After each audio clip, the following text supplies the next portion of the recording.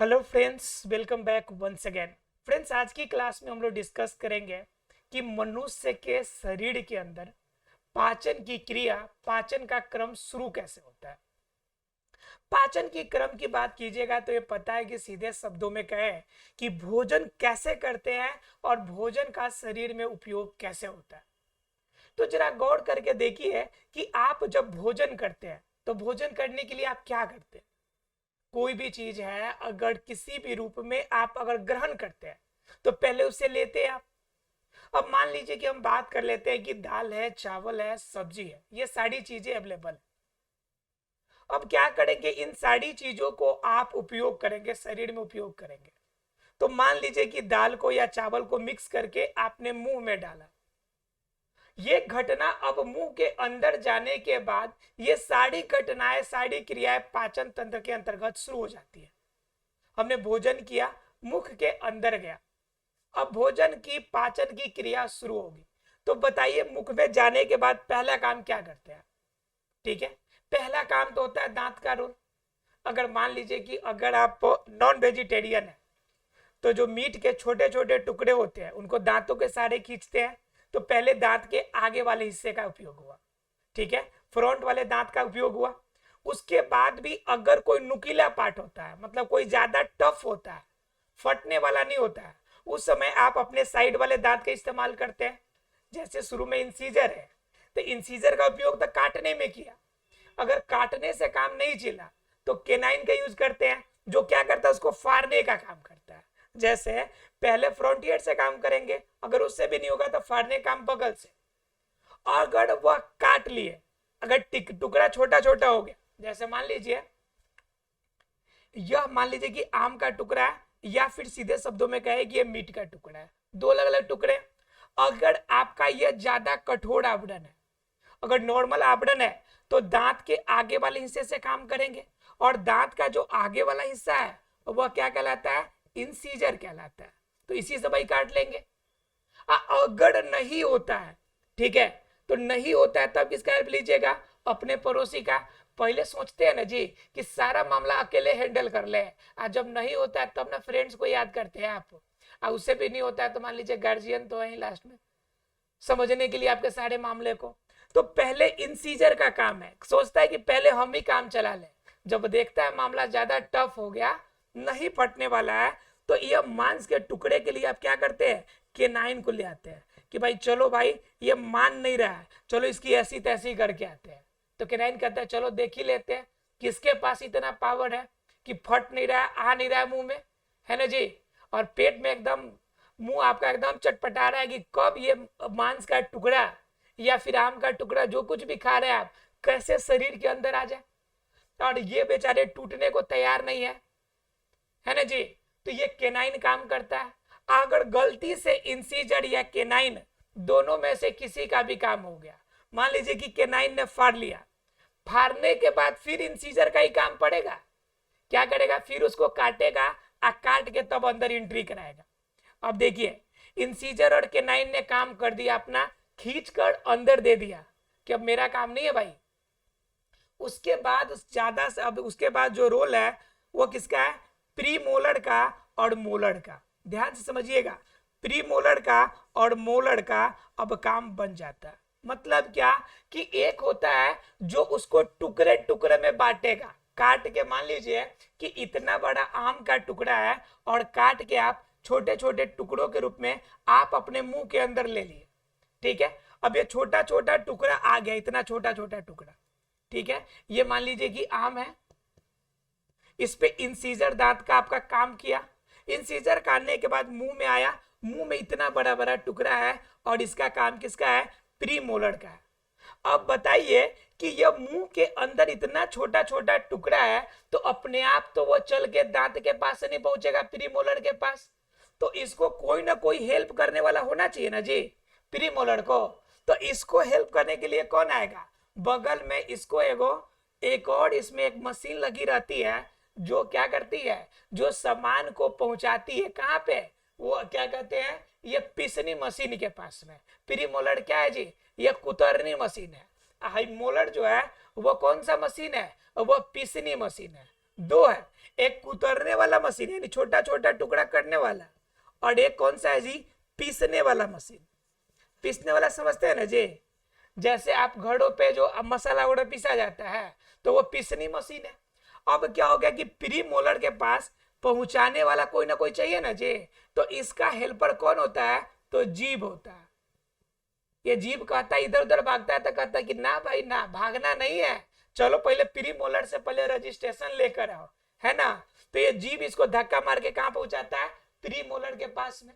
जब pre molar का काम हो जाता है तो फिर ये छिटक के इधर उधर भागता है, फिर जीभ कहता है कि ना भाई ना, अब प्री मोलर का काम हो गया है, अब एक और सर्टिफिकेट तुमको लेना है, तो कहां पहुंचो, मोलर के पास में। जैसे मान लीजिए जब एग्जाम देते हैं, तो एग्जाम में जब बड़ा बड़ा आपका एग्जाम देना हो, कोई बड़ा कंपटीशन देना हो, तो पहले क्या होता है कि सबसे भारी भारी को अलग करने के लिए पीटी होता है। जब बहुत स्टूडेंट लग जाए तो पहले पीटी का एग्जाम होता है कि पीटी में आधा भाग जाए। उसके बाद क्या होता है, मेंस होता है, उनमें से जो छेना में से जो बढ़िया बढ़िया होगा उसको छाट लिया जाएगा, और उसमें जो मेन खोआ होगा ना उसको छाटा जाएगा सबसे लास्ट में इंटरव्यू के समय। तो बेचारे यहाँ पे क्या हो गया, पीटी मेन सीजर वाला सबको साइड कर दिया। अब मेंस में आने के बाद कुतर के थोड़ा थोड़ा बच गया। अब लास्ट में पहुंचा है मोलर के पास, अर्थात की इंटरव्यू में। अब क्या करेगा ये, अब इसको पीसेगा, अब पीस के एकदम महीन महीन बना देगा। जीभ यहीं पर देख रहा है, अब जीभ देखकर इसका भी मन लटपटाने लगा। अब जैसे इसके पास जाता है और पीस के टुकड़ा टुकड़ा बनने लगता है, तब मुंह में से क्या निकलता है, एक लाल रस निकलता है। और यह जो रस निकलेगा, इस रस के अंदर क्या क्या होगा, यहाँ पे जो मुंह में रस निकलेगा, इस रस में बहुत कुछ मिलता है। क्या क्या मिलेगा, तो पोटेशियम के आयन मिलेंगे, सोडियम का आयन मिलेगा, ठीक है, उसके बाद क्या, पोटेशियम, सोडियम के आयन, ये सभी मिलेंगे, कैल्शियम के भी आयन मिलेंगे। इसके अलावा क्या मिलेगा आपको, इसके अलावा कुछ एंजाइम्स भी देखने को मिलेगा, है ना जी। इसमें क्या देखने को मिलेगा, इसमें टाइलिन भी देखने को मिलेगा, है ना। ये सभी इसके अंदर आपका रहेंगे, निकलेगा इस रस में। अब ये रस निकलेगा तो यह रस इस पे मिलेगा इसमें। अब यहाँ पे जो टुकड़े टुकड़े हुए हैं, इनमें आपका अलग अलग तत्व होंगे। इसमें हो सकता है पोषक तत्व में प्रोटीन की मात्रा हो, कार्बोहाइड्रेट की मात्रा हो, स्टार्च की मात्रा हो, है ना जी। इसके अलावा कैल्शियम, अलग अलग पोषक तत्व हो सकते हैं। लेकिन इस यह जो एंजाइम है टाइलिन, वह बाकी कहता है कि बाकी से मतलब नहीं है, बाकी कोई जा सकता है, हमको सिर्फ एक के आदमी को घेरना है।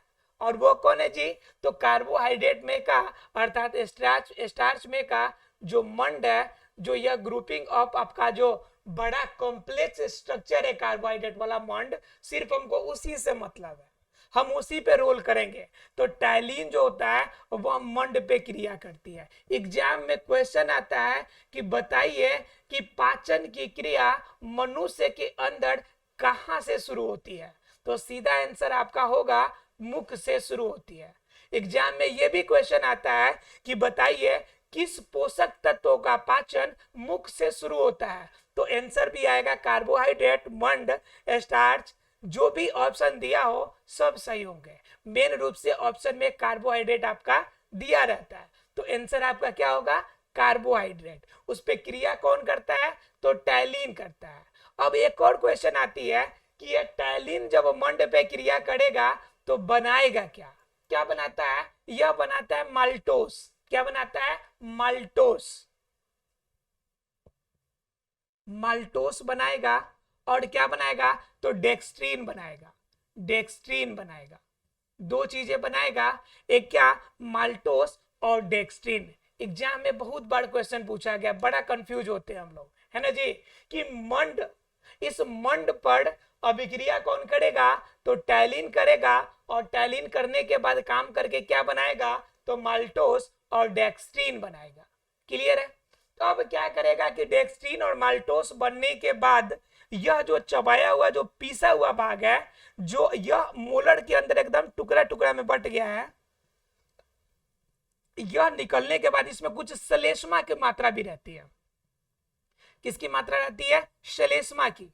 आपने महसूस किया होगा कि जब आप खाना खाते हैं, खाना खा लिया आप, और खाना खाने के बाद जस्ट मतलब 2-4 मिनट के अंदर एक बार थूक फेंक के देखिए, तो आपके मुंह से एक लसलसा सा पदार्थ बाहर निकलता है। जब आप थूक फेंकते हैं तो प्रॉपर तरीके से थूक फेंक नहीं पाते हैं, क्योंकि उस थूक के साथ श्लेष्मा रहता है, मतलब बिल्कुल चिपचिपा गाढ़ा सा भाग रहता है, ठीक है। वह श्लेष्मा इसके साथ मिक्स हो जाता है। अब मिक्स होने के बाद यह श्लेष्मा के मिलने की वजह से यह जो चीज होती है बहुत मुलायम हो जाती है। अब जब ज्यादा मुलायम हो जाएगा तो क्या होगा, एक जगह टिकेगा क्या, नहीं टिकेगा। और जरा समझिए कि ये मुंह वाला भाग है, अब ये मुंह का आगे होठ जो है दोनों क्लोज कर दिया है, उसके पहले एगो गेट है, चैन गेट है दांत वाला, ये भी बंद कर दिया है, और एक तरफ इधर नली है। तो बताइए यह आपका फिसल कर किधर जाएगा, मुंह के बाहर जाएगा कि अंदर जाएगा, कंफर्म में कि अंदर जाएगा। तो इस नली में यह प्रवेश करने की कोशिश करता है, तो ग्रसनी के पास जाता है। अब मामला ये होती है कि ग्रसनी के पास जाने के बाद, ग्रसनी में तो 2 होल होते हैं, 2 नलियां रहती है। एक होती है आपकी कौन, श्वास नली वाली, एक होती है श्वास नली वाली, तो दूसरी कौन होती है आपकी, ग्रास नली की। अब प्रॉब्लम ये होती है कि ये कहां जाएगा, ग्रास नली में जाएगा या श्वास नली में जाएगा। अब क्या होता है, लेकिन इस प्रॉब्लम से सॉल्यूशन के लिए एगो पहले से पहरेदार रखता है वो ग्रसनी, और उसका नाम है घुंटी, है ना जी, छोटा जीभ, या फिर उसको दूसरे शब्दों में कहे तो उसको आप क्या कहते हैं, छोटा जीभ भी कहते हैं, घुंटी या छोटा जीभ कहते हैं, कंठ के पास लिबलिबी भी कहते हैं इसे, है ना जी। तो ये रहता है। अब जैसे भोजन जाएगा तो भोजन के जाने से पहले ये श्वास नली वाला गेट बंद कर देगा कि भाई गलती से श्वास नली में नहीं चला जाए। अब आप सोचते होंगे कि सर हमेशा जरूरी तो नहीं कि घुंडी इतना एक्टिव हमेशा ग्रास नली में चला जाए, कभी कभी श्वास नली में भी तो चला जाएगा। तो बिल्कुल चला जाता है। जब खाना खाते समय आप बात करते हैं ना, तो उस कंडीशन में कभी कभी भोजन का कण श्वास नली में भी चला जाता है, लेकिन श्वास नली वहां पे क्या करती है काम, कि उसको हवा के अंदर वाले भाग में नहीं जाने देती है, तुरंत वह क्या करती है, उसको ऊपर धक्का दे देती है, और धक्का देने के बाद वह अंदर जाने के बजाय नाक से होकर बाहर निकल जाती है, ठीक है। जिससे हम आम भाषा में कहते हैं कि सड़क गया, दूसरे शब्दों में कहते हैं कि कोई याद कर रहा है आपको। तो ऐसा कोनो मामला नहीं कि कोनो याद कर रहा है, आप खाते समय बोलिएगा तो मामला यही होगा कि ग्रास नली में घुसने के बजाय श्वास नली में घुस जाएगा, और श्वास नली में घुसेगा तो मुंह से बाहर आए चाहे ना आए, लेकिन नाक से वो भोजन जरूर बाहर आएगा, ठीक है। इसलिए खाना खाते समय कोशिश कीजिए कि ना बोलने को पड़े, है ना जी। अब क्या होगा कि यह ग्रसनी से निकलकर ग्रास नली के माध्यम से आगे बढ़ेगा। अब मामला ये होती है कि एग्जाम में एक और क्वेश्चन पूछा जाता है बहुत, कि बताइए कि पाचन तंत्र का वह कौन सा भाग है जिस भाग में पाचन की क्रिया नहीं होती है। एग्जाम में क्वेश्चन आता है कि बताइए पाचन तंत्र का वह कौन सा हिस्सा है कि जिस भाग में भोजन का पाचन नहीं होता है। तो उसका सही आंसर होगा ग्रास नली। ग्रास नली में भोजन का पाचन नहीं होता है, क्लियर है। तो ये ग्रास नली भोजन का पाचन नहीं करता, लेकिन मामला ये होती है कि ग्रास नली थोड़ी सी लगभग आपका 10-12 सेंटीमीटर की होगी, 10 से 14 सेंटीमीटर की आसपास में, लेकिन उतना लंबा डिस्टेंस अमाशय तक कवर करने के लिए यह जाएगा कैसे। तो इनके पास एक क्रिया होती है जिस क्रिया को कहते हैं क्रमाकुंचन क्रिया। कौन सी क्रिया कहते हैं, क्रमाकुंचन क्रिया। तो इसमें क्या होती है कि इसमें प्रसरण और संकुचन दोनों क्रियाएं एक साथ होती है। जरा ध्यान से समझिएगा, जैसे ये नली है, ये नली है, अब ये ग्रास नली से भोजन अंदर प्रवेश किया, अब जब यहां पे पहुंच गया तो भोजन का ये वाला पार्ट फैलेगा, फैलेगा ना जी। अब भोजन अंदर गया, अब जैसे यहाँ पे आगे कैसे बढ़ेगा, तो यहां से पार्ट जो ये वाला जो पार्ट है यह संकुचित होगा।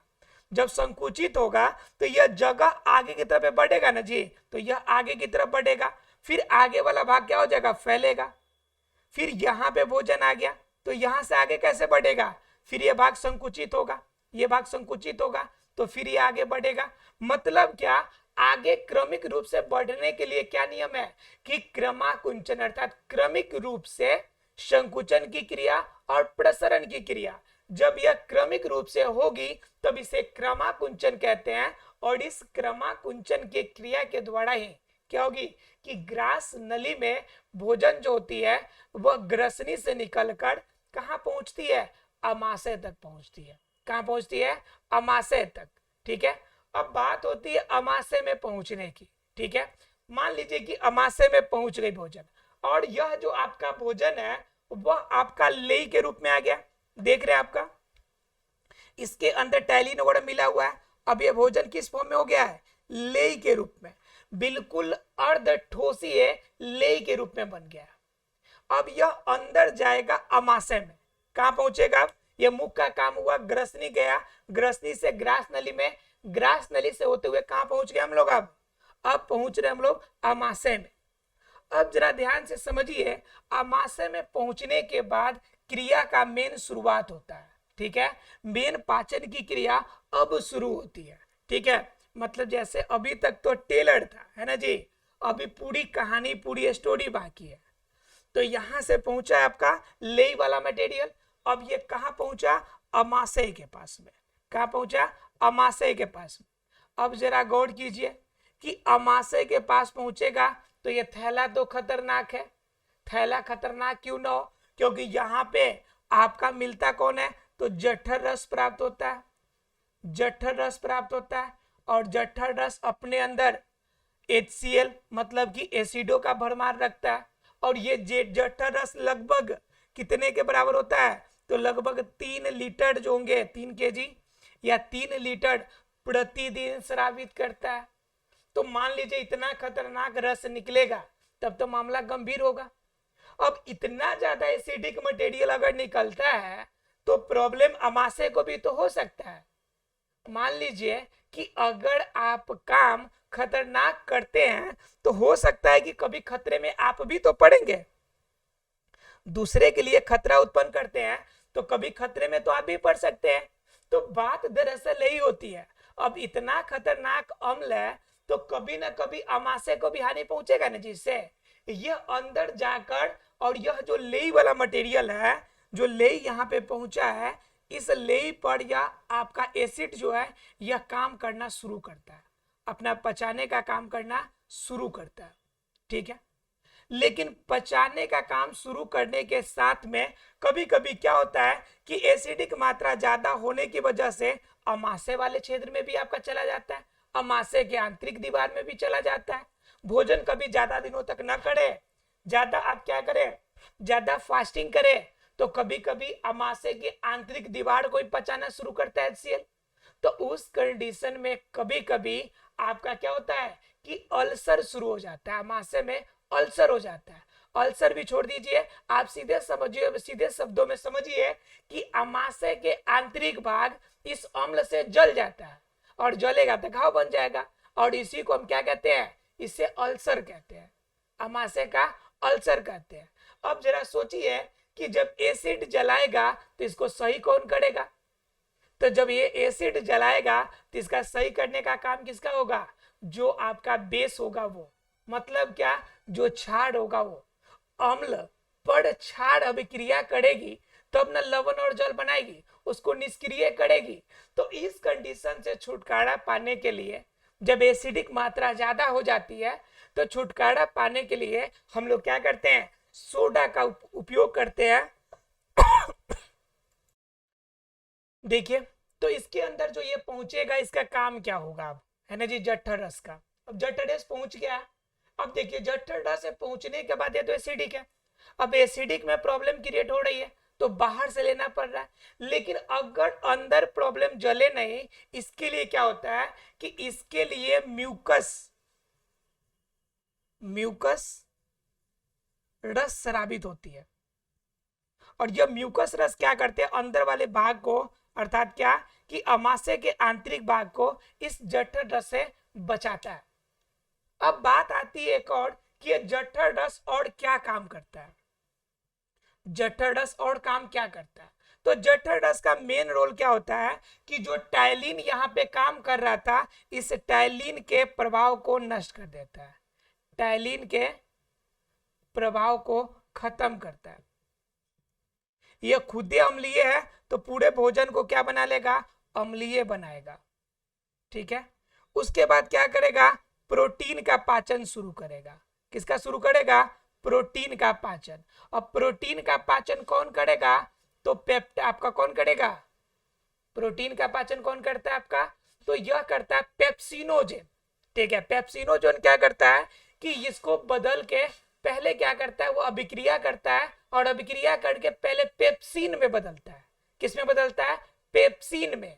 और यह जो पेप्सिन होता है वह प्रोटीन पे रिएक्शन करता है और फिर प्रोटीन को पेप्टाइड के बॉन्ड में तोड़ देता है। आपको बताए थे कि प्रोटीन वास्तव में क्या होते हैं कि वह आपका एमिनो अम्ल का आपका ग्रुप होते हैं जो कि पेप्टाइड बॉन्ड की वजह से जुड़ा रहता है। मैंने आपको कार्बोक्सिल समूह के साथ बताया था कि कार्बोक्सिल समूह से पेप्टाइड बॉन्ड कैसे बनता है, और पूरे एमिनो अम्ल के ग्रुप जब पेप्टाइड बॉन्ड के साथ जुड़ेंगे तो उसी को हम क्या कहते हैं, प्रोटीन कहते हैं। तो यह जो पेप्सिनोजोन है वह पेप्सिन में बदलने के बाद इस प्रोटीन को फिर से किस में बदल देगा, पेप्टाइड बॉन्ड में बदलेगा। और पेप्टाइड बॉन्ड अगर टूटे तो पता है कि एमिनो एसिड में बढ़ेगा, तो एमिनो एसिड के फॉर्म में टूटेगा तो आसानी से हमारे बॉडी के रूप में यूजेबल हो जाएगा। क्लियर है आप लोग को, तो इस तरह से यह काम करता है। अब इसके आगे हम ग्रहणी या फिर इनके जुड़े हुए अन्य रस कैसे स्रावित होते हैं, इनकी कहानी हम अगले क्लास में देखेंगे।